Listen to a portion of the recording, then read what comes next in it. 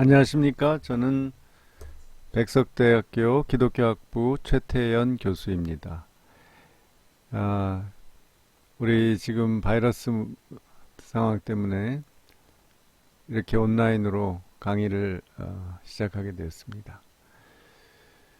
목요일날 3, 4교시 서양철학의 이해 첫 강의를 시작하겠습니다. 3교시입니다.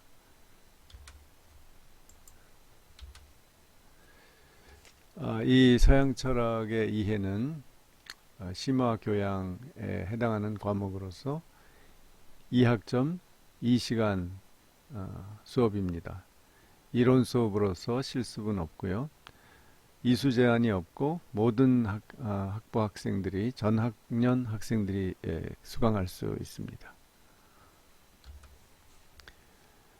제가 강의를 단독으로 진행하고 운영 방식은 강의와 토론을 합니다. 첫째 시간에는 강의를 하고 둘째 시간에 토론을 주로 할 예정입니다. 평가 방식은 상대평가인데요. 상대평가는 여러분이 잘 아시겠지만 절대평가와 달리 그 등수가 굉장히 중요합니다. 절대평가에서는 여러분이 93점을 맞아도 맞으면 A인데 상대평가에서는 전체 A를 받을 수 있는 학생이 7명이면 93점에도 불구하고 8등이면은 B뿔을 맞게 되어 있습니다. 그러니까 이 점을 이해하시고 성적을 A를 받으려면 남들보다 더 우수한 여러 가지 평가 점수를 맞아야 됩니다. 그래서 기말 성적 때는 1, 2점이 이렇게 아주 매우 중요합니다. A냐 B냐를 가르는데 매우 중요하기 때문에 여러분이 성적에 신경을 써 주시기 바랍니다. 수강 규모는 60명 이내고요. 이제 올해부터 핵심 역량이라는 개념을 가지고 이 과목들을 운영을 하는데요. 이 과목은 두 가지의 핵심 역량을 가지고 있습니다. 첫째가 창의융합이고 둘째가 문제 해결입니다. 첫 번째로 창의융합은 창의적 융합적 사고 역량을 키우는 데 목적이 있습니다. 이 수업을 통해서 서양 철학에 대한 지식과 창의력을 향상시키고 또 철학과 다른 학문들 간의 융합 능력을 이 수업을 통해서 높이려고 하는 것입니다. 두 번째, 문제 해결 역량은 이 수업을 들음으로써 서양 철학에 대한 이해를 높일 뿐만 아니라 그 지식을 현실의 문제에 적용해서 문제 해결 능력을 향상시키는 데 또 목적이 있습니다. 그래서 창의융합은 33.33%, 즉 3분의 1이 이제 평가에 들어가고 3분의 2는 문제 해결 역량에 들어갑니다. 자, 그러면 성적평가 점수를 살펴보겠습니다. 성적평가가 이제 100점 만점에 출석이 20점이고 역량평가가 80점입니다. 자, 출석을 보면 지각 3회는 결석 1회로 체크됩니다. 그리고 결석이 4회부터 출석 F입니다. 그럼 성적이 아예 나오지 않습니다. 그리고 나서 기타, 여러분이 15주를 출석해야 하지만 혹시 이런 예외적인 상황이 생겼을 때 이제 출석을 인정해주는 방식인데요. 질병과 상조사 또 뭐 결혼식도 해당하겠죠. 그때 어쩔 수 없이 여러분이 결석을 할 경우에 그 증빙 서류를 제시하면 1회를 출석으로 인정해 줍니다. 1회 결석을 해도 출석으로 인정해 주고요. 2회부터는 감점이 있습니다. 많이 감점되니까 가능하면 1회 이내로 해주시기 바랍니다. 또 하나는 학교의 공식 행사나 또 정부나 지자체 등의 공공기관에서 하는 행사에 참여할 경우에 여러분이 증빙 서류를 제출하면 1회까지는 출석으로 인정해 줍니다. 2회부터는 역시 감점입니다. 결론적으로 15주 중에서 여러분이 2회는 증빙 서류를 통해서 출석으로 인정받을 수 있습니다.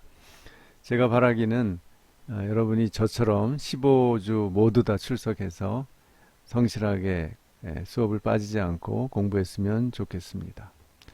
역량평가 점수 80점에 대해 살펴보면 창의융합사고 평가가 이제 중간고사에 이루어지는데 약 점수를 환산하면 26.7점 되는데요. 저는 중간고사 대신에 수시고사를 봅니다. 수시고사는 매주 그 책을 읽고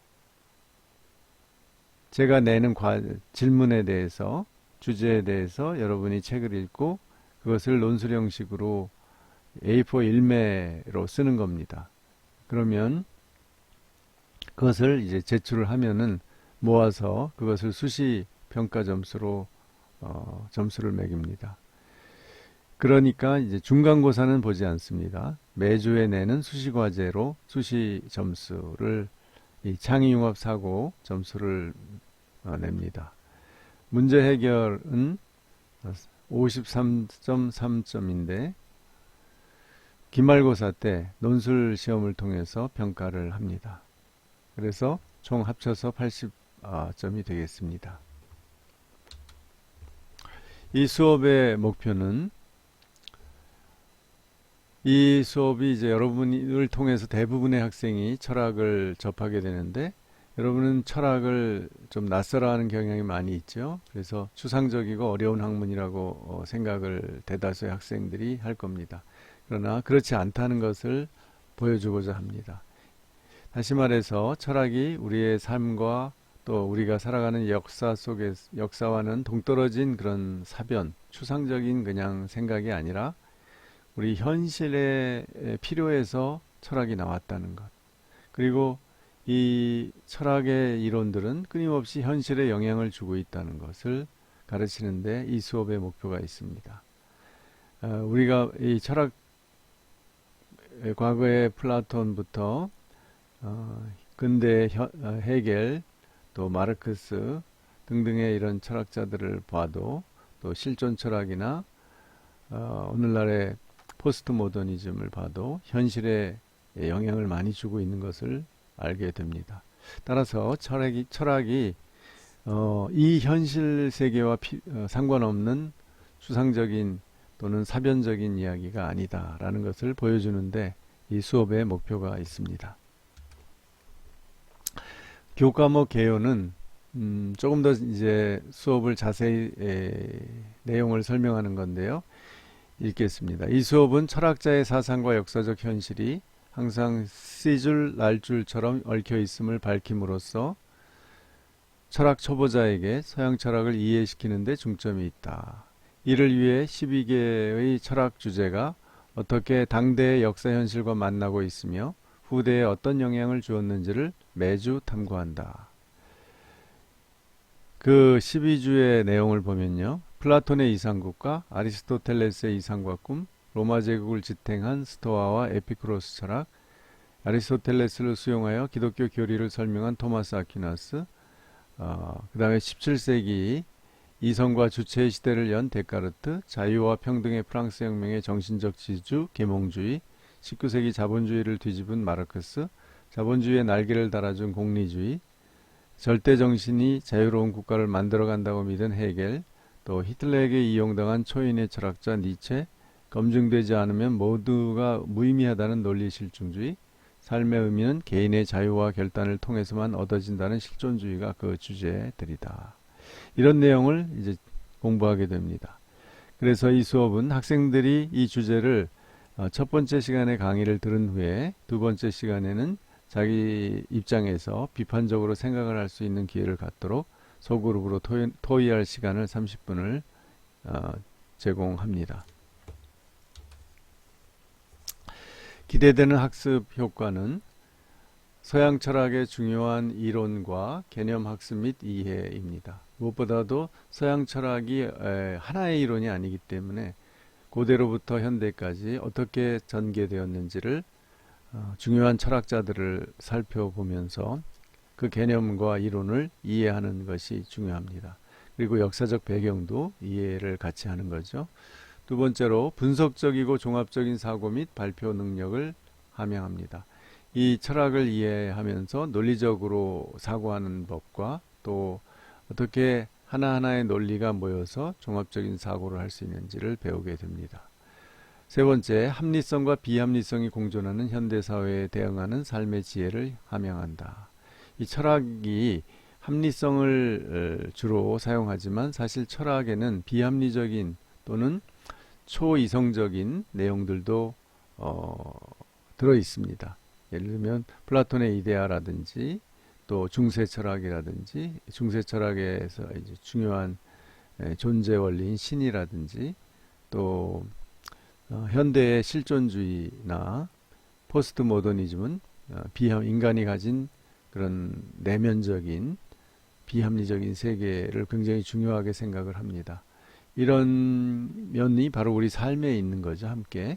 그래서 철학이 삶의 원리를 드러내려고 하기 때문에 합리성과 비합리성이 이 철학에도 나타나는 거죠.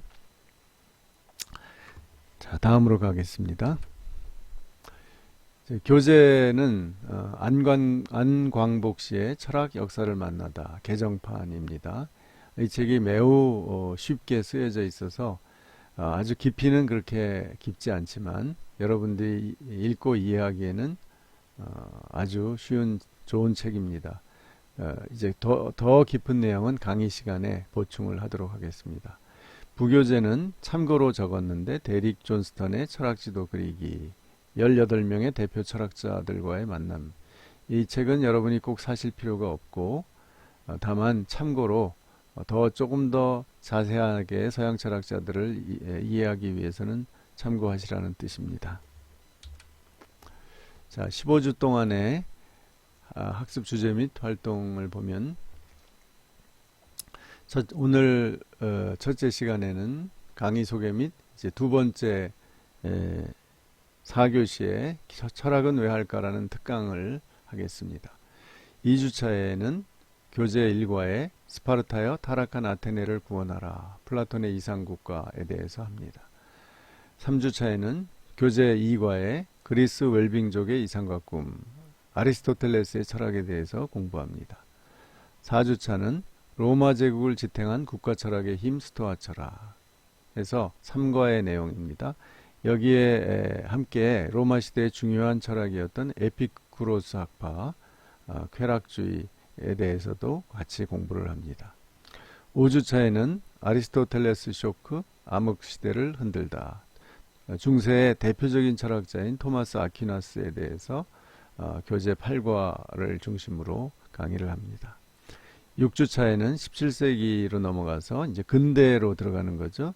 이성의 빅뱅 시대를 열다 데카르트에서 코기토 에르고 숨으로 대표되는 이 데카르트의 철학이 어떻게 근대의 사상을 열었나에 대해서 공부합니다. 7주차는 12과에 자유와 평등으로 치른 인류의 성인식 프랑스 혁명. 프랑스 혁명은 근대의 정치에 또 이 인간을 이해하는 휴머니즘에 굉장히 큰 영향을 줬죠. 그래서 이 프랑스 혁명에 대해서 공부하겠습니다. 8주차는 저희는 중간고사를 보지 않기 때문에 영화 감상으로 대치를 하겠습니다. 9주차에는 15과 절대정신이 지배한 철학자 헤겔입니다. 책에는 마르크스가 나오고 공리주의가 나온 다음에 헤겔이 나오는데 사실 역사적 순서로는 헤겔이 먼저입니다. 그래서 헤겔을 먼저 하겠습니다. 그 다음에 자본주의의 날개를 달아주다 공리주의 해서 14과를 하겠고요. 그 다음에 11주차에는 이제 드디어 헤겔의 영향을 받았지만 헤겔과 완전히 다른 철학을 했던 자본의 멱살을 거머쥔 공산주의라는 유령 마르크스, 오늘날 사회주의에 큰 영향을 준 마르크스의 철학을 공부하겠습니다. 12주차는 히틀러를 위한 철학자 니체. 니체가 히틀러를 위해서 철학을 하진 않았지만 나중에 히틀러가 이용을 했죠. 그래서 니체는 실존주의의 선구자이기도 하고 또 포스트 모더니즘의 선구자로도 많이 알려져 있습니다. 13주는 이제 20세기에 들어와서 논리 실증주의, 철학의 아주 중요한 한 축인 이 분석 철학과 과학 철학에 큰 영향을 준 논리 실증주의를 공부합니다. 검증할 수 없다면 예술의 윤리도 무의미하다. 마지막으로 14주에는 18과 개인의 자유, 전체의 의지로부터 탈출하다. 실존주의, 주로 키에르케고의 사상을 이나 그 이후에 사르트르, 까미 등의 사상도 같이 공부하게 됩니다. 이로써 이 책을 마무리하고 15주째 기말고사 논술 시험을 통해서 평가를 마치게 됩니다. 자, 여기까지가 우리들이 서양 철학의 이해를 통해서 공부할 내용입니다. 자, 그러면은 여러분이 이 내용에 대해서 평가라든지 진행에 대해서 궁금한 질문이 있으면 사이버 캠퍼스의 학습 정보에 들어가서 질의응답에 여러분의 질문을 올려주면 제가 대답을 써서 답을 하도록 하겠습니다. 이상입니다. 감사합니다.